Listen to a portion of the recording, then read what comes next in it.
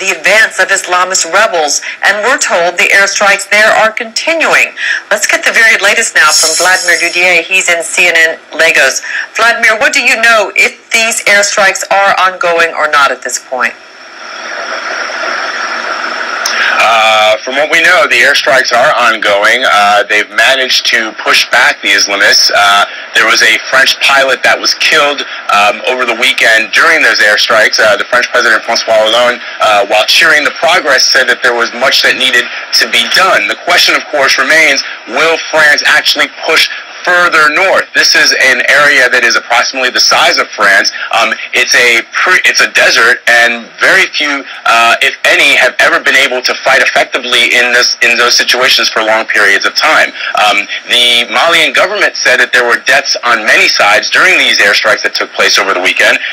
11 dead soldiers and 60 wounded, according to the Malian government, and scores of other Islamist fighters that were killed during those airstrikes, Natalie.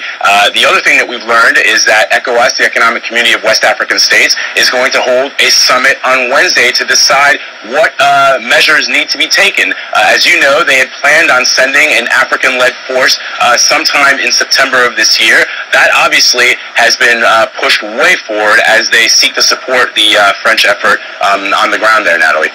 So these rebels have been pushing across the country for a year. Why, Vladimir, is this a critical time in this situation for Mali? Well, I think what happened is, I think that the Malian government, they would not have pleaded to France for immediate assistance if they didn't think there was an actual existential threat to their country. The problem, of course, is with all these Islamist fighters in a country, leaving the ground open for other militants, probably from Al-Qaeda and the Islamic Maghreb and other Islamist groups, to control a very, very large country. That could destabilize all of West Africa, and also destabilize the interests of the West. The United States is monitoring the situation very, very closely. Even Great Britain has spoken to the French president. David Cameron spoke to François Hollande and said that Britain was prepared to support the efforts. They said that they would not actually put any British personnel or boots on the ground, but that they would help in any way that they could with logistics and training. So this is an important battle for a country that, if it were to fall into the hands of Islamists, could effectively destabilize most of the continent, Natalie.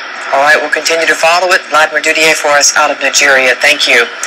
In the Horn of Africa, French forces moved under the cover of darkness and swooped into Somalia. Their plan was to rescue a French intelligence agent held hostage since 2009 by Islamist militants there. But the mission was a deadly failure, and the fate of the hostage, Denis Allais, is unclear.